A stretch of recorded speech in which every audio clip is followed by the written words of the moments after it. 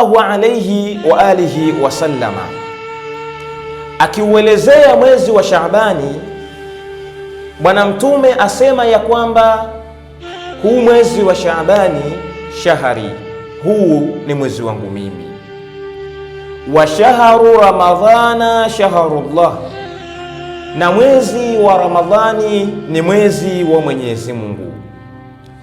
Faman sama yawman min shahri, basi atakayefunga siku moja tu ndani ya mwezi wangu huu wa Shaaban, kuntu shafi'ahu, basi mimi Bwana Mtume nitakuwa ni muombezi wa mja huyu yaumal qiyama, siku ya Kiyama.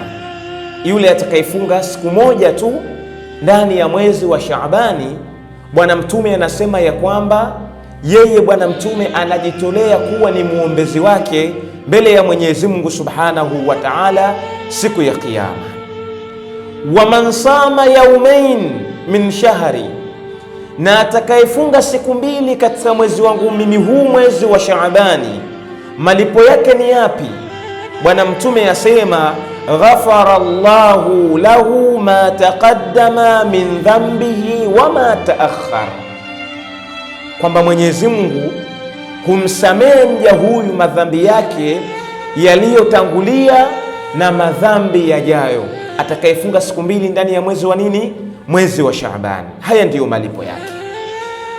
Wa man sama thalathata ayamin min shahri, na atakayefunga siku tatu ndani ya mwezi wangu mimi huu wa Shaabani, Bwana Mtume anasema ya kwamba malipo ya mtu huyu ni yapi?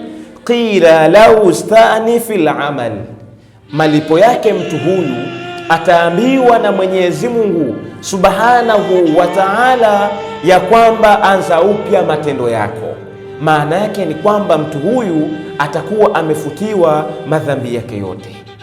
Bwana Mtume anataka kutuonyesha ya kwamba tunapoingia katika mwezi wa Shaaban, tufahamu ya kwamba tumeingia katika mwezi wa Bwana Mtume Muhammad. Matendo yote tunayoyafanya tunayafanya katika hadhara, katika ugeni wa Bwana Mtume Muhammad. Vipi leo hii tunapokuwa katika mwezi wa Bwana Mtume na hadhara ya Bwana Mtume na kikao cha Bwana Mtume ndani ya mwezi wake, tukawa tunamuasi Mwenyezi Mungu Subhanahu wa Ta'ala, na tukawa hatufanyi ibada wala hizi sunna anazotuelekeza Bwana Mtume, itakuwa tumemkosea Bwana Mtume pakubwa sana. Tuutumieni mwezi wa Shaabani tupate malipo mazuri mbele ya Mwenyezi Mungu Subhanahu wa Ta'ala kesho akhira, siku ya Kiyama.